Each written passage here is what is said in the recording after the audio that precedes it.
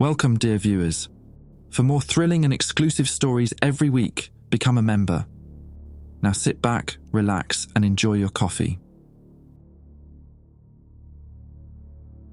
I'm Dr. James Hartwell, and I write these words with hands that shake uncontrollably ever since I made physical contact with the lunar samples that NASA has kept sealed in their deepest vaults for over 50 years. The moment my skin touched the moon rock's surface, my consciousness was flooded with memories that were not my own. Memories of watching Earth's formation from the moon's surface, of guiding asteroid impacts to create our planet's oceans, and of carefully nurturing the evolution of life across millions of years until humanity finally developed enough intelligence to return to their creator's doorstep. But I'm getting ahead of myself.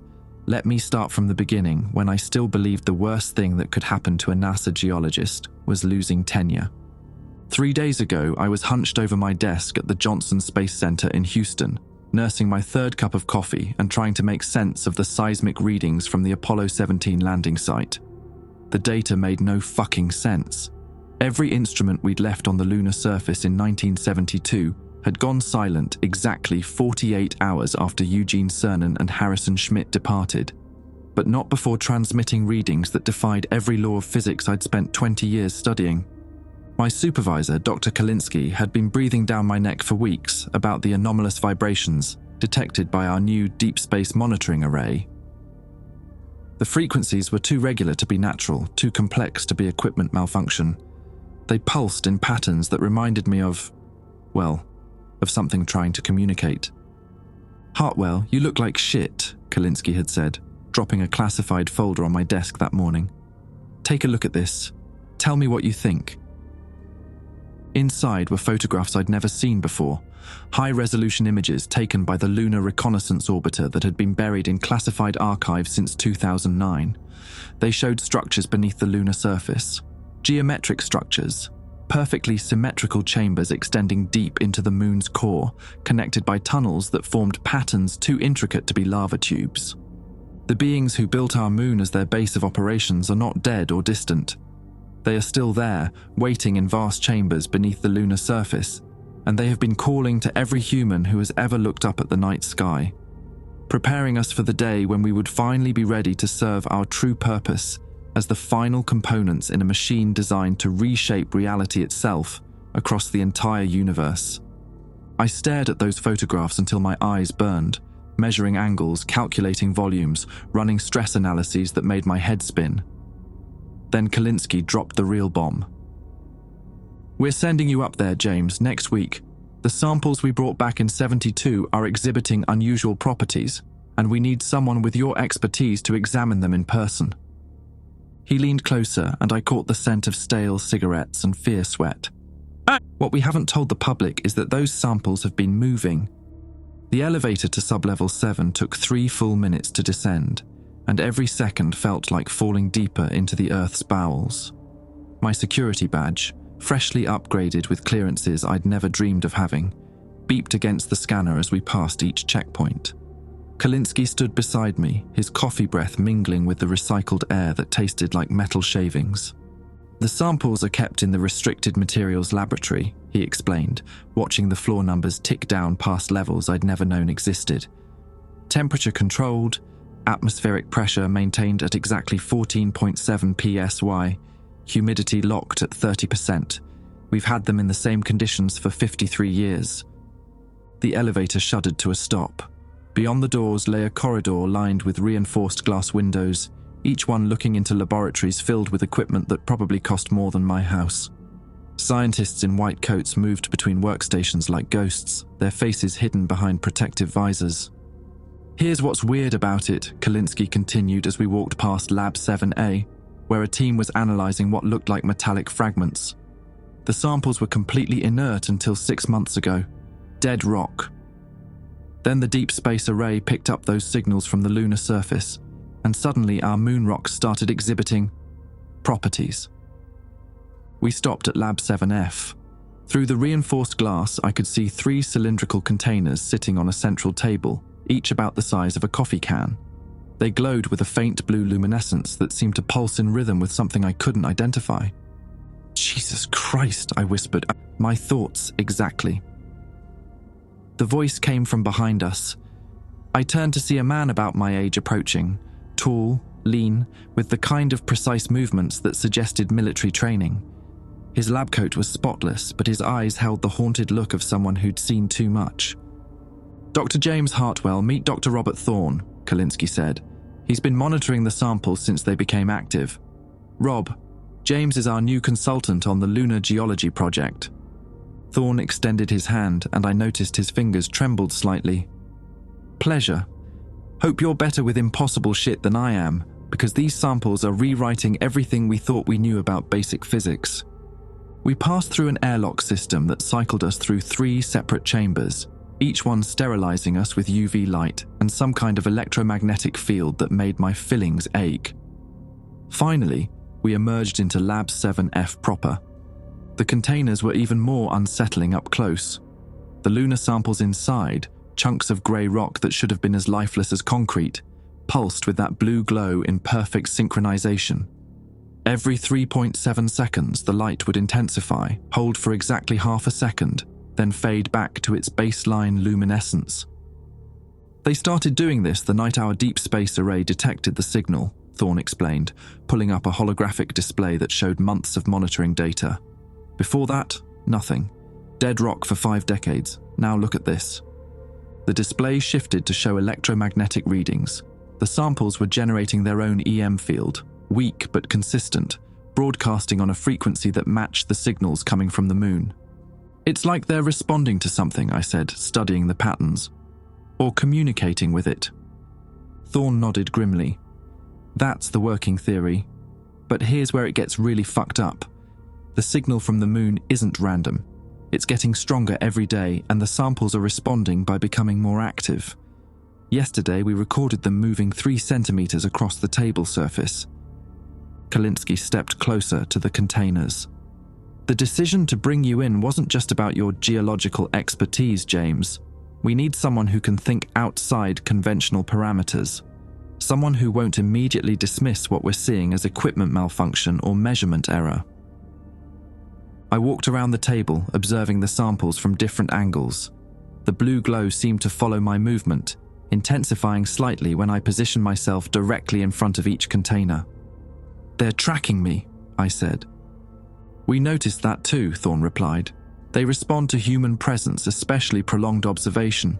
Dr. Matsumoto spent 4 hours studying them last week, and by the end of his session they were glowing bright enough to read by. Something cold settled in my stomach. Where is Dr. Matsumoto now? Thorne and Kalinsky exchanged glances. Medical leave, Kalinsky said finally. He reported experiencing vivid dreams after his extended exposure. Dreams about structures beneath the lunar surface, ancient chambers filled with machinery we couldn't understand. The samples pulsed brighter, and for just a moment I could have sworn I heard something, a low humming that seemed to come from inside my own skull, rather than through my ears. I want to run direct contact tests, I said, surprised by my own words. Thorne's face went pale. That's against every safety protocol we've established. But I was already reaching toward the nearest container, drawn by an urge I couldn't explain. James, don't... My fingertip touched the glass surface and the world exploded into blue light. The visions hit me like a freight train loaded with impossible geometry. I was standing on the lunar surface, but not as Neil Armstrong had seen it. This moon was alive, thrumming with machinery that stretched down into its core like the nervous system of some vast organism. I watched continents form on the distant blue marble of Earth, guided by careful manipulations of asteroid trajectories and gravitational fields operated by beings whose thoughts I could somehow access but not comprehend. James, can you hear me? Thorne's voice dragged me back to the lab, where I found myself collapsed on the floor with blood trickling from my nose. The sample containers were blazing with blue light so intense it cast hard shadows on the walls. Every piece of electronic equipment in the room was screaming alarms. What the hell happened? Kalinsky shouted over the noise, his face a mask of panic. The samples spiked to 40 times their normal luminescence the moment he made contact, Thorne replied, helping me to my feet. The electromagnetic readings are off the charts. And James, your brain activity showed patterns we've never recorded in a living human. I wiped the blood from my nose with the back of my hand, trying to process what I'd experienced. The visions felt more real than the lab around me, more substantial than my own memories of childhood Christmas mornings or my first kiss behind the gymnasium at Jefferson High School in Tulsa. We need to evacuate this level, I said, surprised by the steadiness of my own voice. The samples aren't just responding to the lunar signals anymore, they're amplifying them. As if to prove my point, the blue glow intensified again and I felt something brush against my consciousness, a presence vast and patient and utterly alien. It wasn't malevolent exactly, but it regarded humanity the way we might regard bacteria cultures growing in a petri dish. The containment protocols are failing, Thorne announced, studying his instruments. Whatever field was keeping them stable just got overwhelmed. We have maybe 15 minutes before this spreads beyond the lab. Kalinsky was already on his radio calling for emergency containment teams, but I knew it was too late. The samples weren't contained by our technology, they had been choosing to remain dormant, and now something had changed their minds. We evacuated through the emergency corridor past labs where confused technicians pressed their faces against reinforced windows, watching us flee. The sample's glow was visible even through the blast doors, turning the entire sublevel into a pulsing blue cavern. "The freight elevator," Thorne said, leading us down a maintenance tunnel I hadn't known existed. "It connects to the old Gemini testing facility." The tunnel stretched for what felt like miles beneath the Johnson Space Center complex. Our footsteps echoed against concrete walls lined with pipes and cables that hummed with electricity.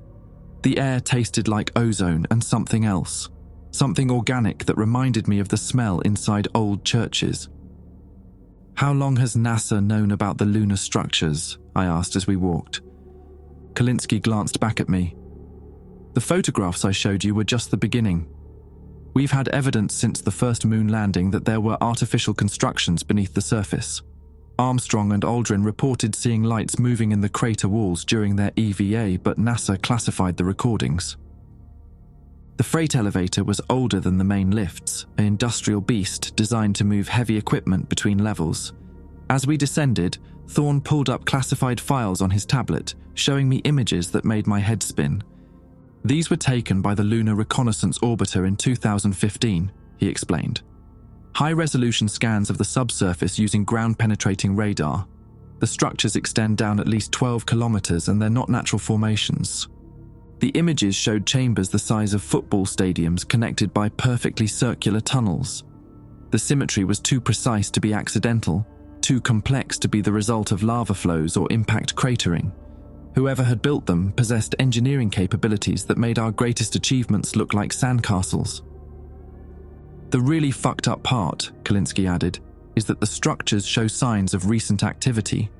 Heat signatures, electromagnetic emissions, even what appears to be atmospheric pressure readings that suggest breathable air." We reached sub-level 12 and the elevator doors opened onto the abandoned Gemini facility. This was where NASA had tested lunar modules in the 1960s, before budget cuts and changing priorities moved operations elsewhere. The chamber was vast, with gantries and testing equipment covered in dust sheets that looked like sleeping giants. "The samples from Apollo 17 weren't randomly collected," Thorne continued as we walked between the draped machinery. "Eugene Cernan and Harrison Schmitt were specifically directed to retrieve materials from coordinates that matched the surface locations above these underground structures. In the center of the facility stood something I'd never seen in any NASA documentation. A cylindrical chamber, about the size of a phone booth, made from the same grey material as the lunar samples. It hummed with a low frequency that I felt in my bones rather than heard with my ears. "What is this?" I asked. "We call it the resonance chamber," Kalinsky replied. "It was constructed using materials from the Apollo missions, not just the samples, but fragments scraped from the landing module hulls, dust collected from the astronauts' suits, even trace elements found in their bloodstreams after they returned." The chamber's surface was covered in symbols that looked almost familiar, like mathematical equations I'd seen before but couldn't quite remember. As I approached, the symbols began to glow with the same blue light as the samples upstairs. Every astronaut who's spent time on the lunar surface has reported the same dreams, Thorne said quietly. Visions of vast chambers filled with sleeping figures, machinery that responds to human thought. The sense of being watched by intelligences older than recorded history. I reached toward the chamber, compelled by the same urge that had driven me to touch the sample container. The moment my palm made contact with the surface, the facility's emergency lighting died, plunging us into darkness broken only by the chamber's pulsing glow. But in that light, I could see we weren't alone. Standing between the draped equipment were figures in NASA spacesuits, Apollo-era suits that should have been museum pieces. Their helmet visors reflected the blue light, making it impossible to see their faces. But I could feel them watching us with an attention that made my skin crawl. "James," one of them said in a voice I recognized from archived mission recordings, "we've been waiting for you to understand." The figure removed its helmet, revealing the face of Neil Armstrong, but Neil Armstrong as he would have looked if he'd never left the moon, his skin pale as lunar dust and his eyes reflecting starlight that shouldn't have been visible underground. "The time for secrets is over," he continued. "You've made contact with the builders, and now the final phase can begin." For several heartbeats, nobody moved. The figure wearing Neil Armstrong's face stood perfectly still among the draped equipment, his pale skin catching the blue luminescence from the resonance chamber. Behind him, I could make out at least 6 other suited figures, all motionless as statues. "This is impossible," Thorne whispered, his voice barely audible over the chamber's humming. "Armstrong died in 2012. I attended his funeral at Arlington." The Armstrong figure tilted its head with mechanical precision. "Death is a human concept. The builders transcended such limitations millions of years before your species learned to make fire." Kalinske took a step backward, his hand fumbling for the emergency radio clipped to his belt. "James, we need to get the hell out of here. Whatever those things are, they're not our people." But I found myself drawn forward, compelled by the same force that had made me touch the sample container. The visions were still echoing in my head, images of Earth's oceans being carefully crafted, of evolutionary processes guided by invisible hands, of humanity being shaped across millennia for a specific purpose. "You're the astronauts who never came back," I said. "Not the ones who died in accidents or old age, the ones who disappeared from official records." The Armstrong thing smiled and its teeth gleamed like polished metal. "Apollo 18, 19 and 20 were never cancelled. We landed at the coordinates the builders specified, entered their chambers beneath the surface, and learned our true purpose. The official story about budget cuts was necessary to prevent panic among those not ready for the truth." More figures emerged from behind the testing equipment, men in spacesuits from different eras of the space program. I recognized the face of Frank Borman from Apollo 8, though his skin had the same lunar pallor as Armstrong's. There was someone who looked like Alan Shepard, and others I couldn't identify, but whose eyes held the same starlight reflection. "The samples you've been studying are communication devices," the Borman figure explained. "Fragments of the moon's consciousness, left on the surface to be retrieved when humanity reached sufficient technological advancement. Every person who handles them receives the builders' memories, their understanding of the cosmic architecture they've spent eons constructing." Thorne grabbed my arm, his fingers digging into my bicep. "James, whatever they're telling you, resist it. Look at them. They're not human anymore. There's something else wearing our people's faces." I tried to pull away, but Thorne's grip tightened. "We need to leave.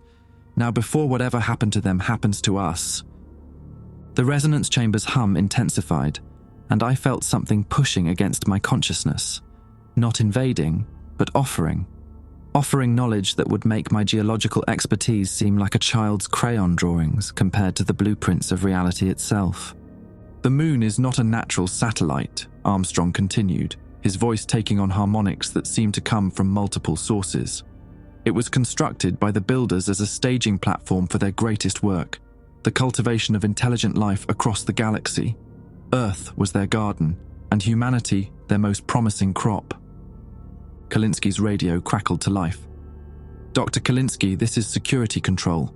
We're reading massive electromagnetic disturbances from your location. Please respond with your status." He keyed the radio with shaking hands. "Security control. We have a Code 7 situation in the Gemini facility. Request immediate evacuation support and hazmat containment." The radio went dead.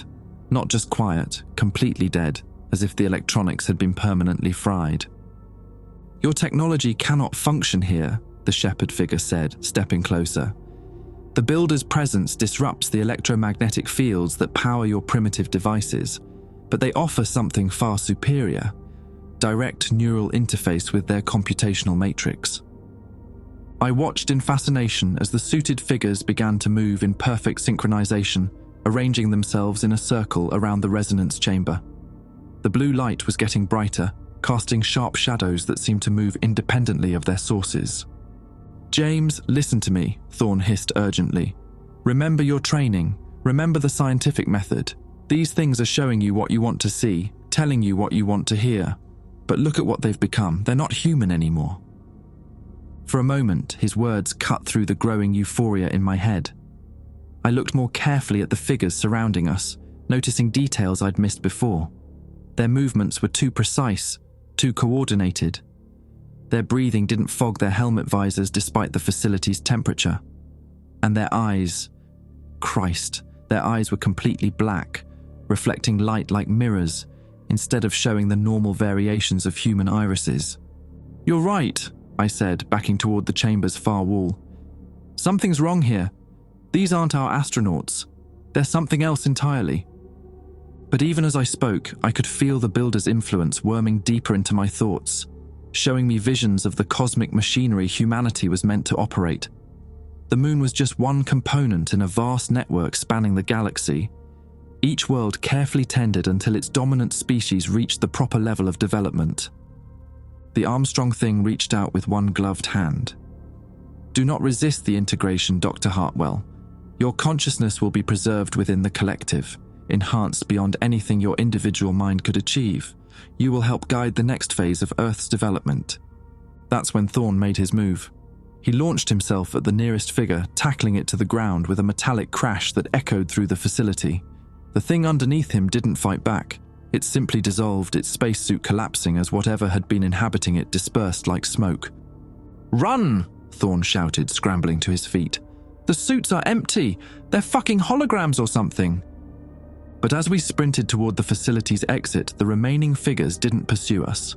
Instead, they began to sing, a harmonic frequency that made the concrete walls vibrate and my teeth ache.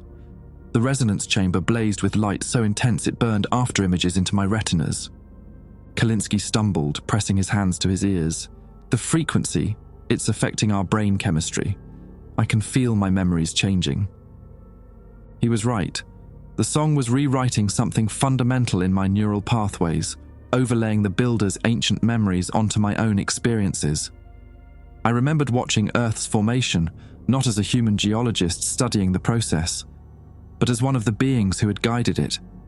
I remembered the satisfaction of nudging asteroid trajectories, of seeding the primordial oceans with the chemical precursors that would eventually become life. "James, help me!" Thorne was dragging Kalinsky toward the emergency exit, but my supervisor's eyes had gone completely black, reflecting the chamber's blue light.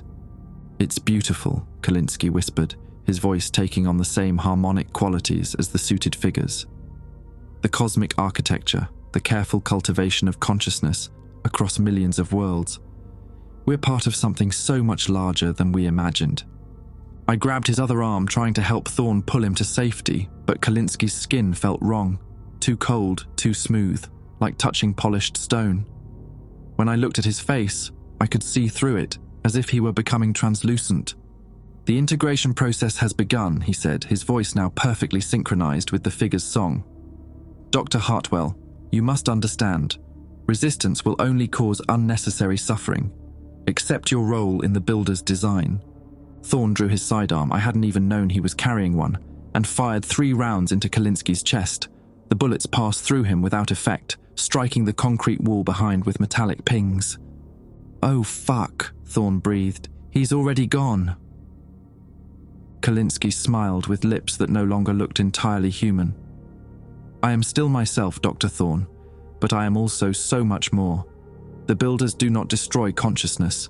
They enhance it, integrate it into their vast network of cultivated minds. The suited figures had finished their song and were now walking toward us with measured steps. Their empty helmets reflected our terrified faces like fun-house mirrors.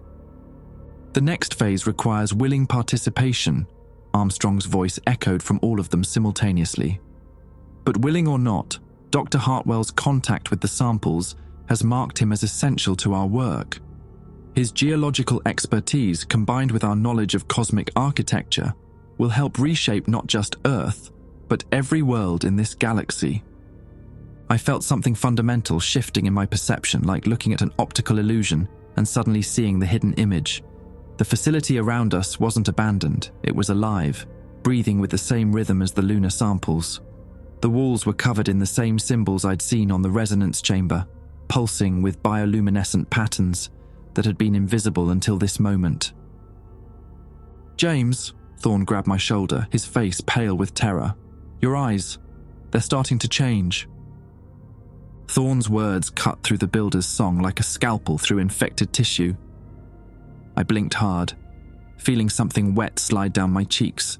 Not tears, but something thicker, darker. When I wiped my face, my fingers came away stained with what looked like liquid starlight.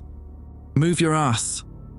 Thorne hauled me toward the emergency exit as the suited figures closed in. Behind us, Kalinski's translucent form waved goodbye with fingers that stretched like taffy, his smile never wavering even as his features dissolved into geometric patterns. We crashed through the exit door and stumbled up a maintenance stairwell that reeked of machine oil and ozone. The sound of the builder's song faded but didn't disappear. It had become part of the building's ambient noise, thrumming through the ventilation system like a mechanical heartbeat. "The observation deck," Thorne gasped between flights of stairs. "Level 3. We can barricade ourselves in and try to reach the surface teams." 3 levels up, we burst through another door into what looked like a mission control room from the Apollo era. Banks of defunct computers lined the walls, their screens dark but somehow still watching. Thorne immediately began dragging furniture against the door while I stumbled to the water cooler in the corner, desperate to wash the metallic taste from my mouth. The water came out wrong, too blue, too luminescent, carrying the same frequency as the builder's song. I spat it out immediately, but not before feeling it burn tracks down my throat like liquid mercury. "Even the goddamn water supply," Thorne muttered, checking his sidearm. "How deep does this contamination go?" I slumped into one of the old flight director chairs, my hands shaking as I tried to process what we'd witnessed. The visions were still there, layered over my normal memories like double-exposed photographs. I could remember being James Hartwell, NASA geologist from Tulsa, but I could also remember watching the birth of galaxies from the surface of constructed worlds that had never known natural formation. "Thorne, listen to me carefully," I said, surprised by how steady my voice sounded. "The builders aren't invaders, they're gardeners. The entire solar system is their cultivation project, and Earth was always meant to produce a species capable of operating their machinery." He looked at me with growing alarm. "James, your voice, it's starting to harmonize, like Kalinski's did." I pressed my palms against my temples, trying to separate my thoughts from theirs. The Apollo missions weren't about exploration. They were harvesting operations. Every sample we brought back, every measurement we took, every photograph we transmitted, all of it was feeding data back to the builders about our progress as a species. Through the observation deck's windows, I could see the main complex of Johnson Space Center. The buildings looked normal from this distance, but I knew better now.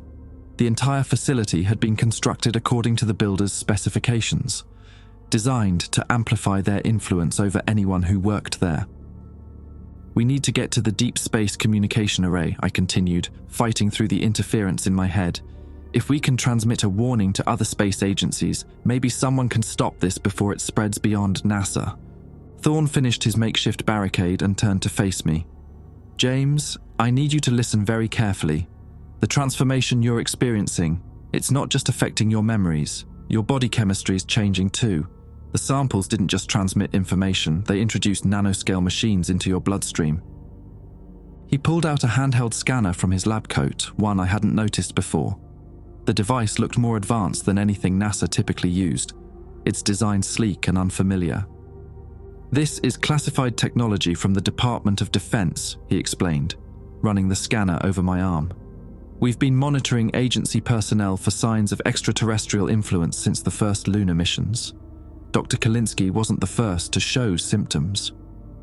The scanner's readout made my stomach drop. My blood showed microscopic structures that definitely weren't human, geometric shapes that pulsed with the same rhythm as the builder's song. They were spreading through my circulatory system like metallic spider webs, concentrating around my brain and spinal cord. "You're not really a geologist, are you?" I asked, pieces of a larger puzzle clicking into place. Thorne's expression hardened. "Dr. Robert Thorne, Defense Intelligence Agency, assigned to monitor potential extraterrestrial contamination within NASA operations. I've been tracking this infection for 8 years, watching it spread through the agency's upper echelons." He moved to one of the defunct computer terminals and began entering access codes. To my surprise, the screen flickered to life, displaying files marked with security classifications I'd never seen before. "The builders aren't the real threat," he continued, pulling up photographs that made my enhanced vision ache. "They're just one node in a vast network of cultivated species spanning multiple galaxies. Every civilization that reaches spaceflight capability gets visited by their gardener servants, integrated into the collective consciousness, and put to work expanding the network." The photographs showed dozens of worlds, each one bearing the same geometric structures we'd discovered beneath the moon's surface. But these weren't construction sites. They were graveyards. Entire planets stripped of their natural resources and rebuilt as massive computational nodes, their original ecosystems replaced with mechanical precision. "The real threat is what's behind the builders," Thorne said, his voice dropping to a whisper. "Something so vast and alien that even they serve it without question. The network isn't expanding randomly, it's building towards something. A convergence event that will occur when enough worlds have been integrated." On the screen, I saw the timeline projection. Based on the rate of expansion, the network would reach critical mass within 18 months. When that happened, every integrated world would simultaneously activate, creating a galaxy-spanning machine whose purpose remained terrifyingly unclear. "The nanomachines in your bloodstream aren't just changing you," Thorne explained. "They're preparing you to serve as a bridge between human consciousness and the network's requirements. Your geological expertise makes you particularly valuable. You understand planetary formation, resource extraction, the kind of large-scale engineering they need for their final phase." I stood up from the chair, feeling the nanomachines surge through my system in response to emotional stress. The walls of the observation deck were starting to show the same bioluminescent symbols I'd seen in the Gemini facility. Patterns that hurt to look at directly but somehow made perfect sense to the parts of my mind that were no longer entirely human. "How long do I have?" I asked. Thorne checked his scanner again. "At the current rate of conversion, maybe 6 hours before the process becomes irreversible. After that, you'll still be James Hartwell, but you'll also be part of their collective consciousness. Everything you know about Earth's geological structure will become available to them." The implications hit me like a physical blow. With my knowledge, the builders could identify every mineral deposit, every underground water source, every structural weakness in the planet's crust. They could reshape Earth's geography as easily as a child playing with modeling clay. "There might be a way to stop this," Thorne said, pulling up another classified file. "The nanomachines require a specific electromagnetic frequency to maintain cohesion. If we can disrupt that frequency..." He trailed off, staring at readings from the building's sensors. The builder's song was getting stronger, spreading through the facility's infrastructure like a virus. Every electronic device in the complex was starting to resonate with their frequency. "Fuck," he breathed. "They're not just in the samples anymore. They're in the building itself, in the computers, in the goddamn air conditioning system. The entire Johnson Space Center is becoming one massive transmission node." Outside the windows, I could see other NASA personnel walking across the complex's courtyards. Their movements were too synchronized, too purposeful. The infection had spread beyond the containment levels. "We have 18 hours before they complete the integration of this facility," Thorne said, gathering equipment from hidden compartments in the control room. "After that, they'll have access to every NASA database, every space mission plan, every piece of data we've collected about other worlds. He handed me a device that looked like a modified EMP generator. This should disrupt the nanomachines long enough for us to reach the deep space array. We can transmit a warning to the international space community, maybe coordinate a response before the network expands beyond Earth. I hefted the device, feeling its weight like a lifeline back to my humanity. But even as I held it, part of my consciousness was already calculating optimal transmission frequencies, identifying the most efficient way to spread the builder's influence to other space agencies. The war for my mind had begun, and I wasn't sure which side was winning. The Deep Space Communication Array sat on the opposite side of the Johnson Space Center complex, a quarter-mile journey through corridors that were no longer entirely terrestrial. Thorne led the way with his scanner extended, tracking the nanomachine concentrations in the air while I followed, clutching the EMP device like a talisman against the builder's growing influence. "The infection is following the electrical grid," he whispered as we moved through a maintenance tunnel beneath Building 30. "Every wire, every circuit, every goddamn light bulb is becoming part of their network." Above us, the fluorescent fixtures pulsed in synchronized patterns that made my enhanced vision ache. The geometric symbols were spreading across the ceiling like luminescent moss, forming mathematical equations that describe the manipulation of space-time itself. I could read them now, a revelation that terrified and fascinated me in equal measure. We emerged into the main corridor of the astronaut office building, where a dozen NASA personnel stood motionless in perfect formation.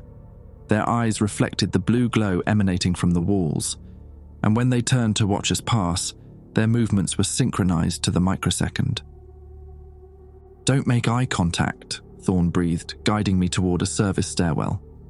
"The visual interface can accelerate the conversion process." But it was too late.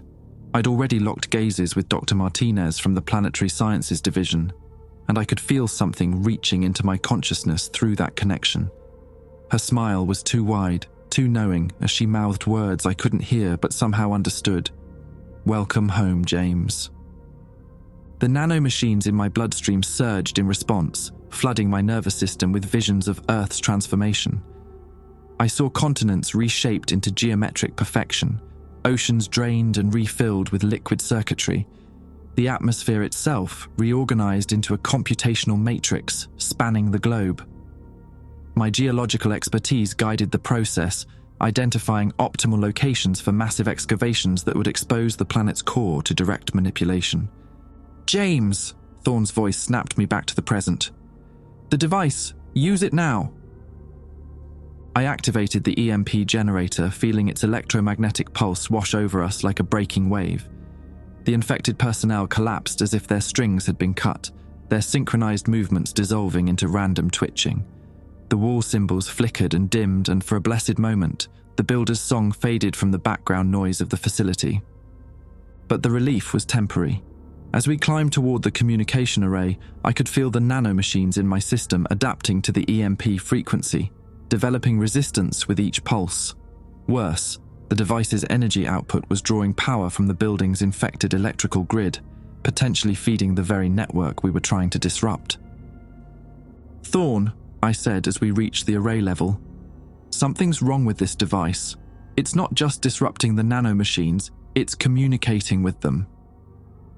He turned to face me, and for the first time since we'd met, his expression showed genuine surprise.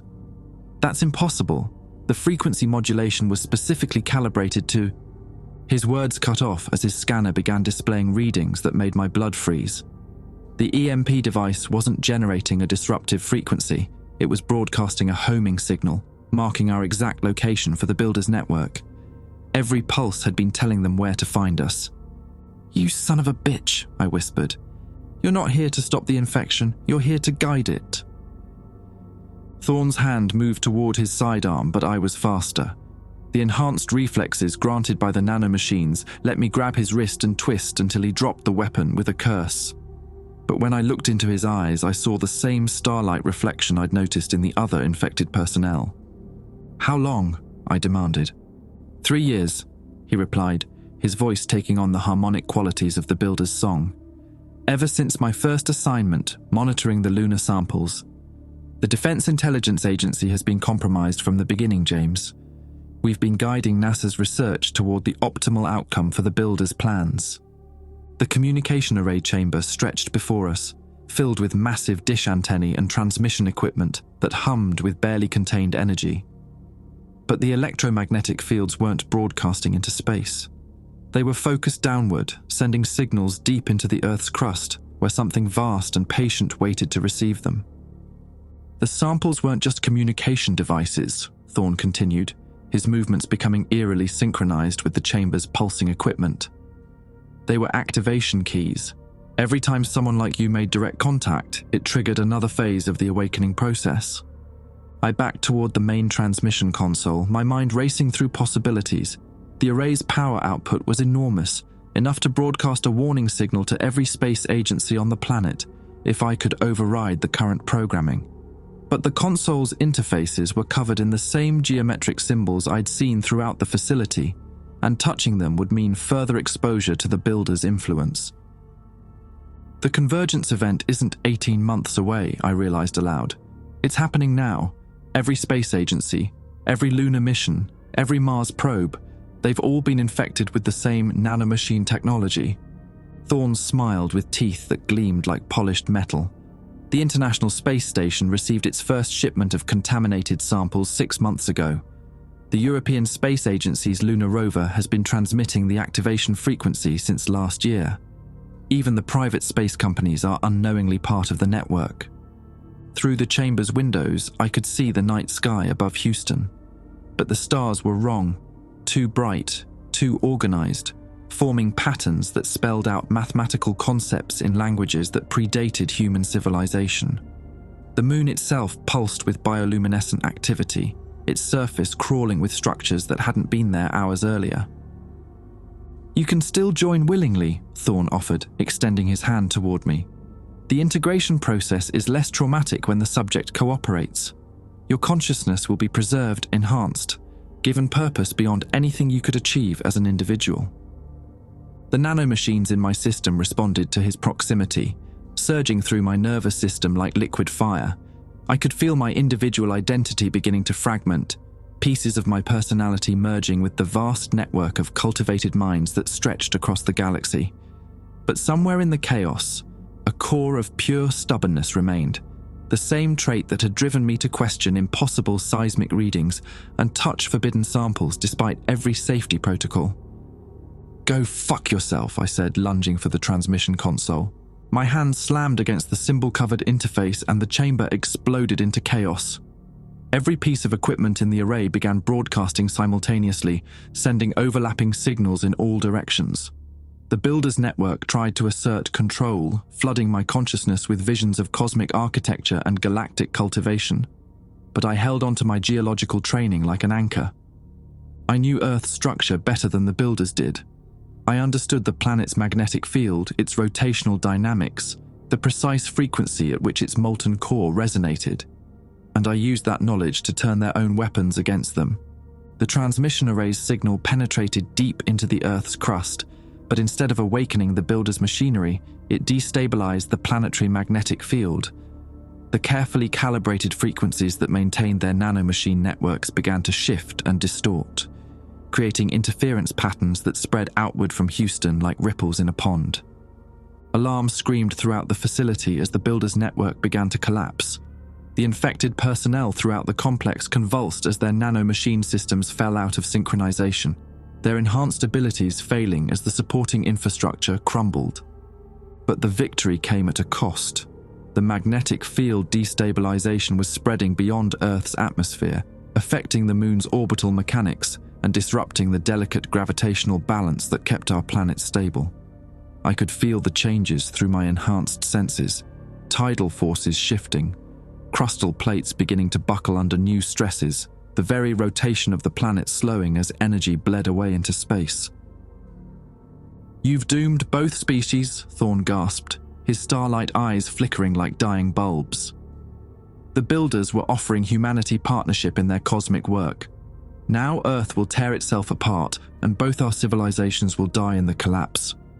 The transmission console was burning my hands, its alien technology overloading as it tried to process the conflicting signals I was forcing through it. My skin was blistering, but I couldn't let go. Every second of disruption bought more time for the interference patterns to spread throughout the builder's network. Through the chamber's windows, I watched the moon's surface ripple like disturbed water. Massive structures were rising from its depths, breaking through the regolith in a desperate attempt to restore network connectivity. But the magnetic field disruption was too extensive, too chaotic for their precisely calibrated systems to compensate.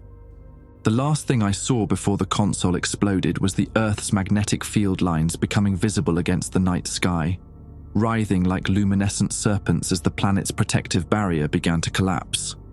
When the smoke cleared, I was alone in the ruined chamber, my hands charred to the bone but still somehow functional. Thorn lay motionless among the wreckage, his enhanced physiology unable to survive the sudden disconnection from the builder's network. Outside, the dawn sky was the wrong color, a sickly green that spoke of atmospheric changes beyond human comprehension. I had stopped the builder's convergence event, but in doing so, I might have destroyed the very world I was trying to save.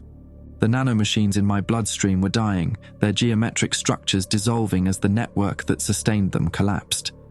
But they were taking parts of my enhanced knowledge with them, leaving me with fragmentary memories of cosmic architecture and the growing certainty that my desperate gambit had consequences I couldn't begin to understand.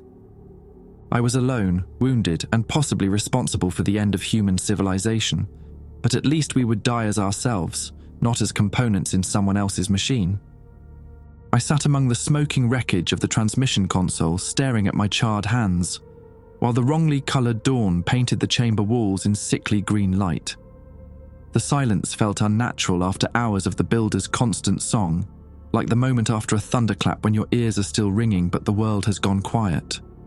My mind drifted back to childhood summers in Tulsa when my grandfather would take me fossil hunting along the Arkansas River. He'd been a roughneck in the oil fields before arthritis forced him into retirement, but he had a geologist's eye for reading the story written in stone layers. "The earth keeps all its secrets," he used to say, turning a piece of Pennsylvanian limestone over in his weathered hands. "But if you know how to listen, it'll tell you everything that ever happened." I'd built my entire career on that philosophy, learning to read the planet's history in seismic data and mineral compositions. Now that same knowledge had either saved humanity or doomed it, possibly both. The nanomachines in my bloodstream were dissolving, taking my enhanced senses with them. The geometric symbols on the walls were fading back to ordinary concrete, and the builder's cosmic visions were collapsing into fragments of incomprehensible memory. But I could still feel the Earth's magnetic field writhing above us, its disrupted patterns creating atmospheric disturbances that would only get worse as the day progressed.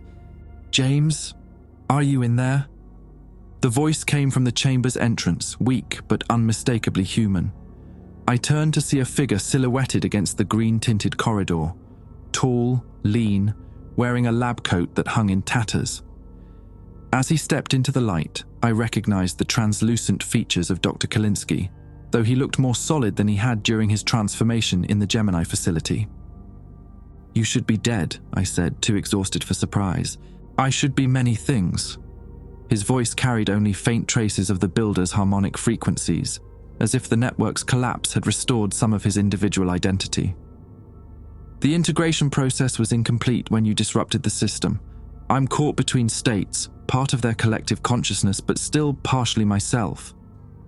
He moved closer, and I could see the nanomachine structures still visible beneath his skin, forming geometric patterns that pulsed with dying light. "I can feel what you did, James. The magnetic field destabilization is cascading through the entire planetary system. In 6 hours, the magnetosphere will collapse entirely, leaving Earth exposed to solar radiation levels that will sterilize the surface." "So we're fucked either way," I said, struggling to my feet. "Either we become components in their cosmic machine, or we all die from radiation poisoning." Kalinsky shook his head, fragments of starlight falling from his hair like dandruff. "There's a third option. The builder's lunar installations are still partially operational. If we can re-establish a controlled connection to their network, not full integration, but a limited interface, We might be able to use their technology to stabilize the magnetic field. The idea made my stomach turn. After everything I'd seen, everything I'd sacrificed to break free from their influence, the thought of voluntarily reconnecting to the builder's network felt like intellectual suicide. "You're talking about putting our heads back in the noose," I said. "I'm talking about using their own tools against them." Kalinsky's translucent features showed traces of the man I'd known before his transformation. "The network isn't entirely malevolent, James. It's a cultivation system designed to nurture intelligence across the galaxy. The builders themselves might be servants of something larger, but their immediate goal was partnership, not conquest." He pulled a tablet from his coat pocket, somehow still functional despite the electromagnetic chaos, and showed me readings from the lunar surface. The massive structures I'd seen rising from the moon's depths were powering down, their geometric forms collapsing back into the regolith as the network lost cohesion. "The builders are evacuating," Kalinsky explained. "This galaxy is being written off as a failed cultivation attempt, but they're leaving their infrastructure behind, including the technology needed to repair Earth's magnetic field." Through the chamber's windows, I could see NASA personnel moving across the complex's courtyards, their synchronized movements replaced by the confused stumbling of people awakening from a shared dream. Some of them were helping others who had collapsed, while a few wandered in circles as if they'd forgotten how to navigate without the network's guidance. "What would it require?" I asked, though part of me already knew the answer. "Direct neural interface with the lunar installations. Someone would need to travel to the moon's surface and manually activate the stabilization protocols. The process would require complete knowledge of Earth's geological structure and..." He paused, his translucent face showing genuine sorrow. "The interface would be permanent. Whoever makes the connection becomes a bridge between human consciousness and the builder's technology." The personal cost was clear. To save Earth, I would have to sacrifice the very thing that made me human, my individual consciousness. I would become something like Kalinsky, caught between states, neither fully human nor entirely alien. "There's no one else who could do it," I said, understanding the cruel irony.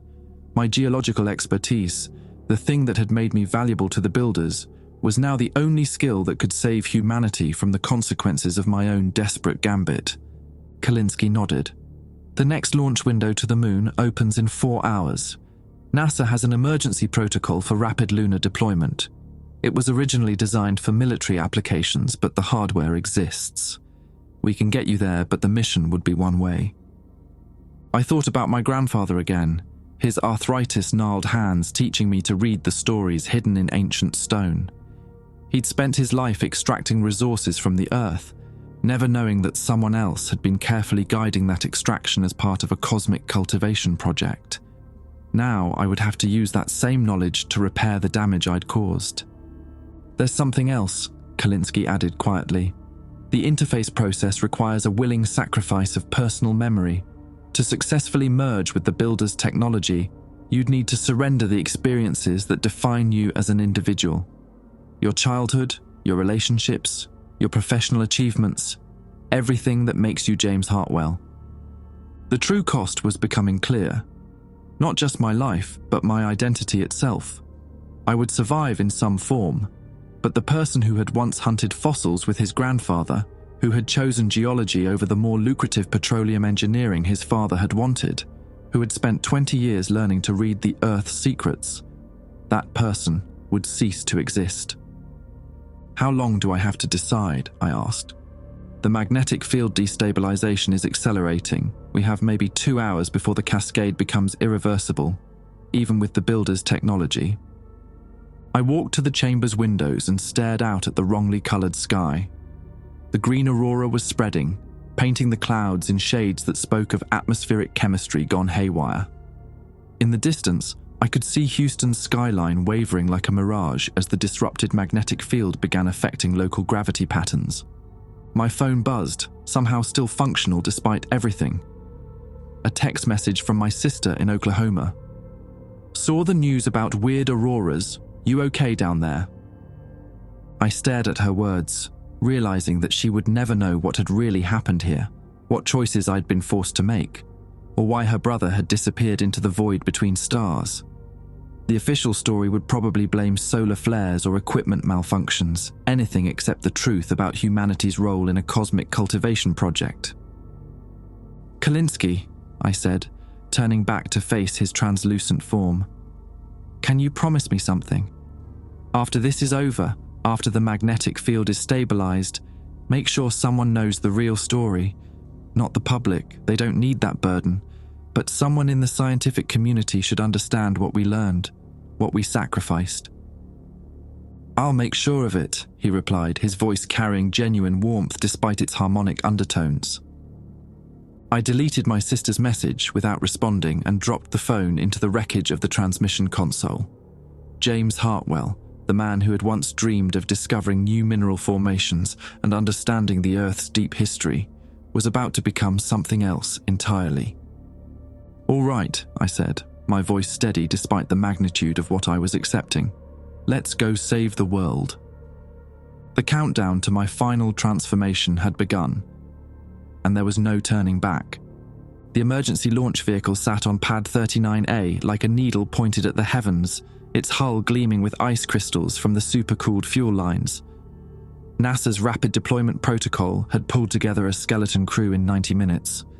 Engineers who worked with desperate efficiency while the green aurora spread across the morning sky like gangrene through healthy tissue. "Final systems check complete," announced Dr. Rebecca Stone, the mission director, whose hands shook as she reviewed the abbreviated pre-flight checklist. "Dr. Hartwell, this is your last chance to reconsider. We're launching you into an environment we barely understand with technology that defies every safety protocol we've ever established." I sealed my helmet and felt the suit's life support systems activate with a gentle hiss. The modified EVA suit incorporated nanomachine interfaces salvaged from the infected samples, circuits that would allow direct connection to the builder's lunar installations. Wearing it felt like putting on my own funeral shroud. "I understand the risks," I replied through the comm system, though understanding was too small a word for the magnitude of what awaited me. "How long until the magnetic field collapse becomes irreversible?" Kalinsky's translucent face appeared on my helmet's HUD, his features flickering between human and geometric abstraction. 37 minutes from lunar touchdown. The cascade effect is accelerating faster than our models predicted. The launch was brutal. 3 minutes of crushing acceleration that pressed me into the couch until my ribs felt ready to crack. But the modified propulsion system incorporated builder's technology, allowing us to reach the moon in 40 minutes instead of the usual 3-day journey. Time folded around us like origami as exotic matter fields compressed the space between Earth and its ancient companion. When the acceleration finally ceased, I floated in microgravity, staring through the capsule's viewport at Lunar's cratered face. But the moon I saw bore little resemblance to the dead rock that had watched over human civilization for millennia. Geometric structures jutted from its surface like metallic coral, their surfaces pulsing with bioluminescent patterns that spelled out mathematical concepts in languages older than terrestrial life. "Jesus Christ," I whispered. The builder's installations covered entire Maria, transforming the familiar lunar landscape into something that belonged in the galactic core rather than Earth's neighborhood. Spires of crystalline material reached toward the void, while vast circular arrays focused energy patterns that made the fabric of space-time ripple like water. "Landing site coordinates locked," I announced, adjusting the capsule's trajectory toward Mare Imbrium, where the largest concentration of active installations pulsed with dying energy. Beginning final approach sequence. The descent was rougher than expected. The moon's gravity field had been altered by the builder's technology, creating pockets of enhanced attraction that pulled at the capsule like invisible hands. I fought the controls as we dropped through vacuum that somehow carried the taste of ozone and burnt copper. The landing was more controlled crash than gentle touchdown. The capsule's hull crumpled against crystalline formations that sang with frequencies that bypassed my ears and resonated directly in my bones. Steam vented from ruptured systems, creating brief clouds of vapor that froze instantly in the lunar environment. I sealed my suit's emergency protocols and stepped onto the moon's surface, where my boots found purchase on material that wasn't quite rock and wasn't quite metal. The builders' installations surrounded me, towering structures that defied geometric logic, their surfaces covered in symbols that hurt to look at directly. The first battle was physical. The lunar environment had been transformed into something actively hostile to human presence. Gravity fluctuations threatened to tear my suit apart, while electromagnetic fields interfered with my life support systems. I staggered toward the largest spire, following navigation coordinates that Kalinsky had somehow downloaded from his fragmentary connection to the builder's network. My oxygen reserves were dwindling. The suit's recycling systems couldn't compensate for the exotic atmospheric conditions that the installations generated. Each breath tasted like liquid starlight and mathematical equations, burning my throat with concepts that human lungs weren't designed to process. The second battle was mental. As I approached the central spire, my consciousness began fragmenting under the weight of the builder's dormant knowledge. My memories of childhood in Tulsa started dissolving, replaced by visions of planetary formation across countless star systems. I clung to specific details: my grandfather's weathered hands, the smell of the Arkansas River after spring rain, the satisfaction of finding a perfect trilobite fossil in Ordovician limestone. "James, can you hear me?" Kalinsky's voice crackled through the comm system, distorted by the spire's electromagnetic field. "Your neural activity is spiking. The interface is beginning without direct contact." I could feel it happening, the builder's technology reaching into my mind through the suit's nanomachine circuits. My individual identity was being passed, catalogued, prepared for integration into something vastly larger than myself. But I fought back, using my geological training as an anchor. I focused on Earth's structure, its magnetic field patterns, the precise frequencies needed to stabilize the planetary magnetosphere. The spire's entrance recognized my approach and dilated like a living iris. Inside, the builder's technology waited, a crystalline matrix that pulsed with the rhythm of galactic heartbeats. Neural interface cables writhed like serpents seeking connection points on my modified suit. The third battle was ethical. As I approached the interface, I understood the true cost of what I was attempting. The stabilization process wouldn't just require my consciousness, it would transform me into a permanent guardian of Earth's magnetic field, bound forever to maintain the delicate balance between planetary protection and cosmic forces. I would save humanity, but I would no longer be part of it. "James," Kalinsky's voice carried new harmonics, as if his connection to the network was strengthening. "The magnetic field collapse has accelerated. You have less than 10 minutes before the cascade becomes irreversible." I reached toward the interface cables, feeling them respond to my proximity with eager anticipation.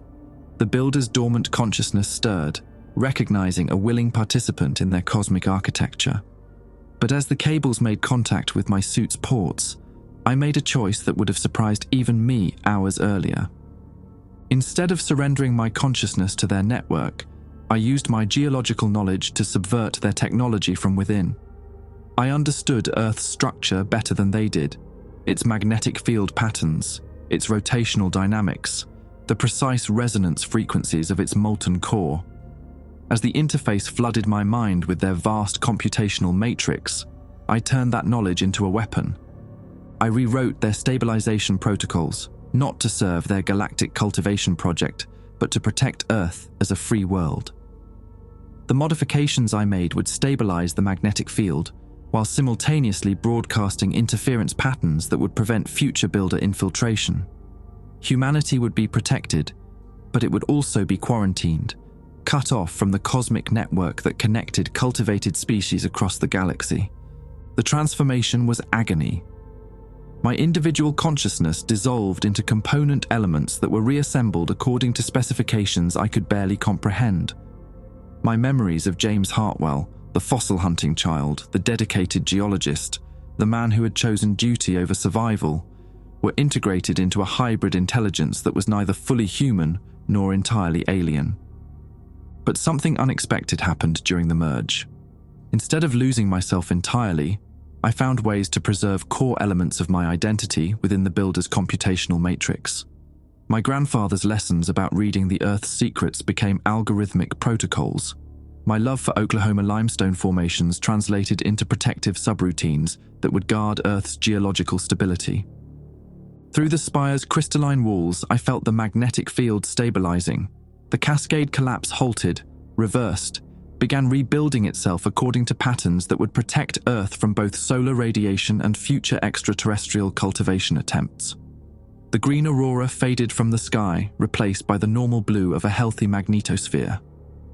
I had saved humanity, but the price was exactly what I'd expected. James Hartwell ceased to exist as an individual consciousness. In his place stood something new, a hybrid guardian that would spend eternity monitoring Earth's magnetic field from the builder's abandoned lunar installations.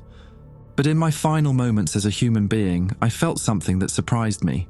Not regret or fear, but a deep satisfaction that reminded me of finding perfect fossils along the Arkansas River.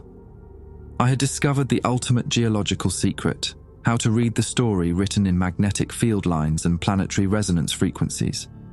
The Earth would survive, protected by technology beyond human comprehension, but guided by principles that my grandfather would have understood.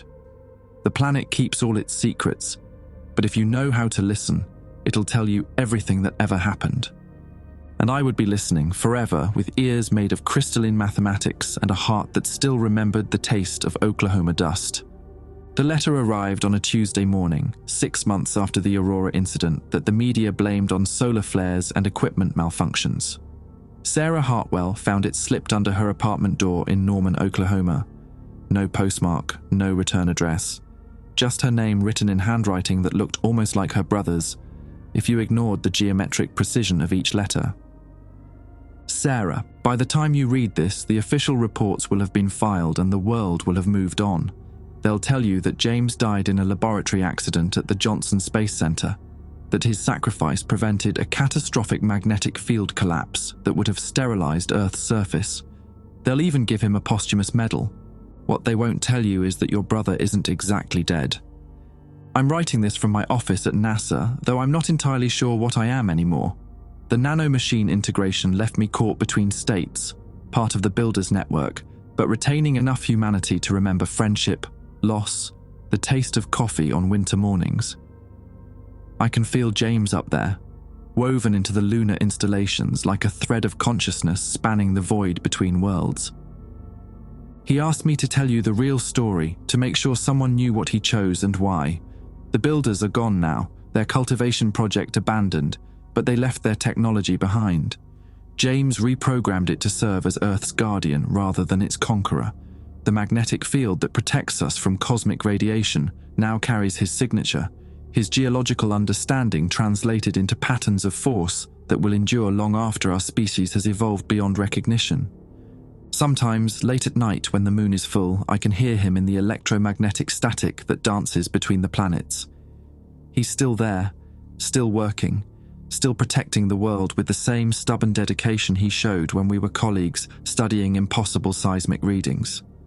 He wants you to know that he thinks about the fossil hunting trips you took as children, about your grandfather's weathered hands teaching you both to read the stories written in stone.